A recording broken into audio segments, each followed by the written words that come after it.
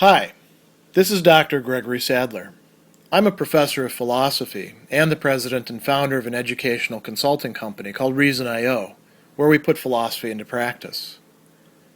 I've studied and taught philosophy for over 20 years, and I find that many people run into difficulties reading classic philosophical texts.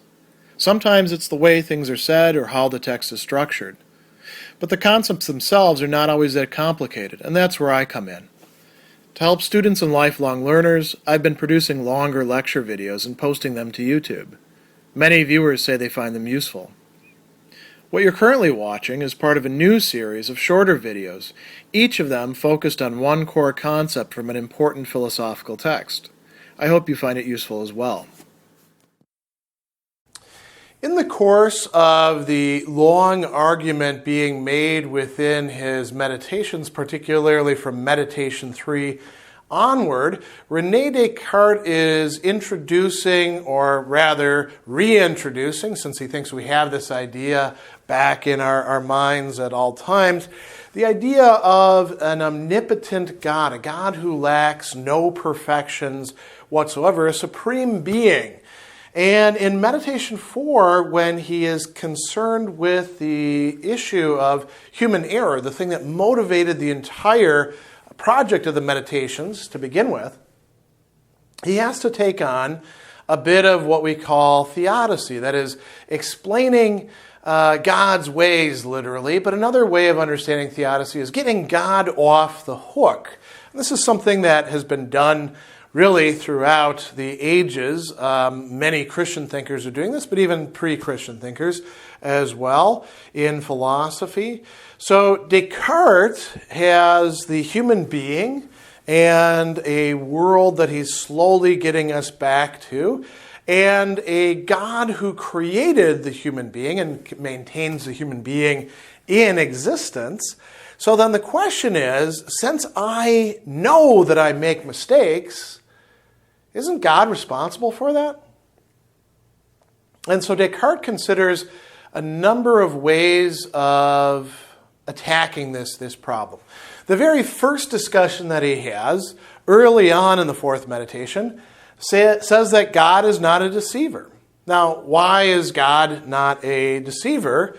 Well, because to want to deceive is going to be involving a lack of perfection, or you could say an imperfection. So he says, I recognize that it's impossible that God would ever deceive me. Why? Because in every fraud and every deception, tromperie, that there's always some sort of imperfection.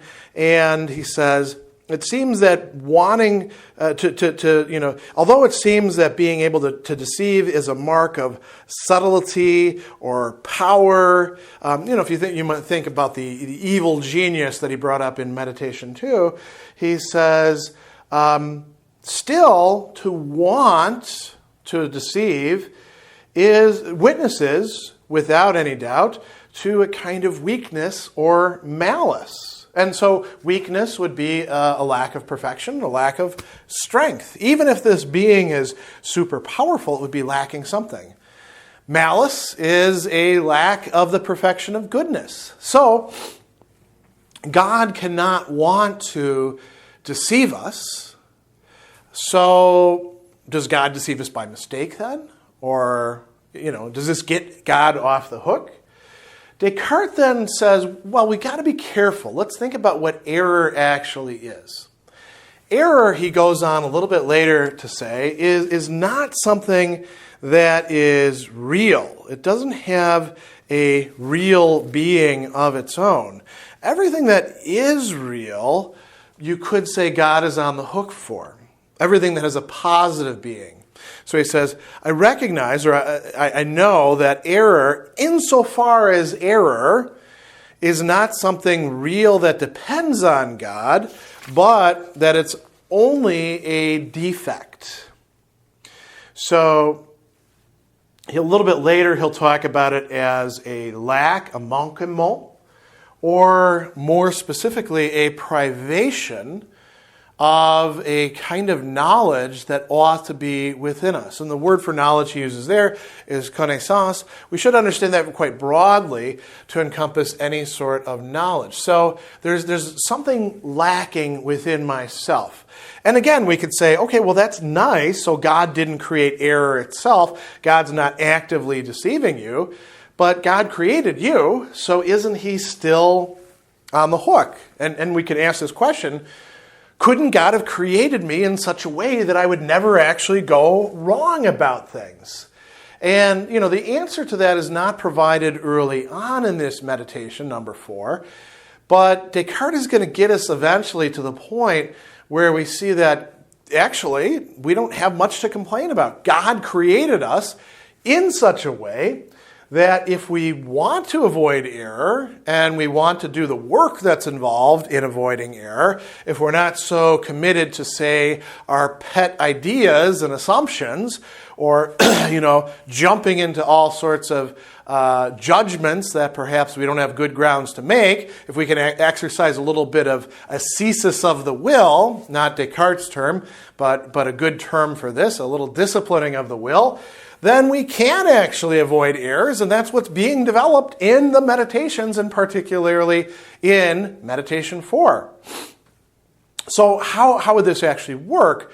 Well, the short story of this, and we'll talk about this more elsewhere, is that we should try to suspend our judgments as much as possible so that the will doesn't outrun the intellect or the understanding. We ought to say, if I can't really understand it, I shouldn't commit myself to it.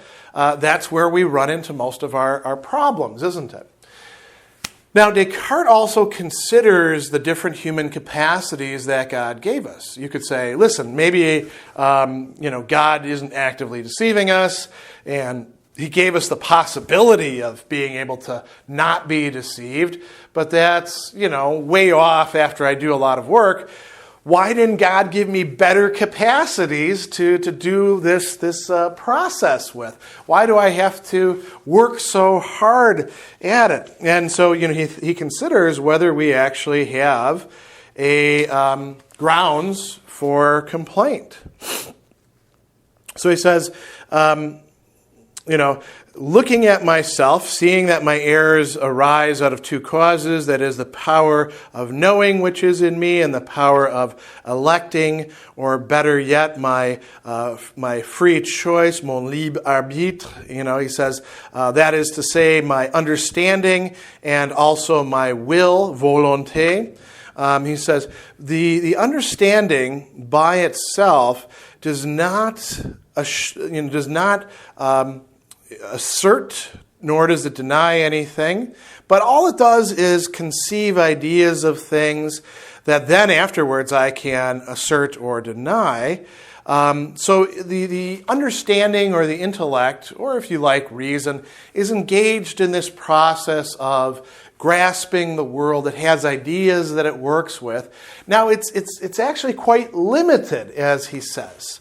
And so this is where we might want to criticize God, right? He says, there isn't any reason that could actually prove that God ought to have given me a greater and more ample faculty of knowing than that which he gave me. And, if I consider it, I don't have to think that, it should have been made perfect or anything like that. It's actually pretty good. It's just not perfect. There's a lot of things I don't know. My acquiring knowledge of things often has to happen in steps. That's the kind of understanding that I have. And if I consider things closely and I take my own pride or egoism out of it, I'll realize there's a lot of things I don't know. But I could come to know them, at least some of them, or at least have some, good assurances that things are probably this way. We really have nothing to complain about, Descartes says, when it comes to the powers of our understanding. Certainly he has nothing to complain about. He's a very bright man who could, at a young age, solve all sorts of mathematical problems. He doesn't have much to gripe about. He also says this about our other mental faculties.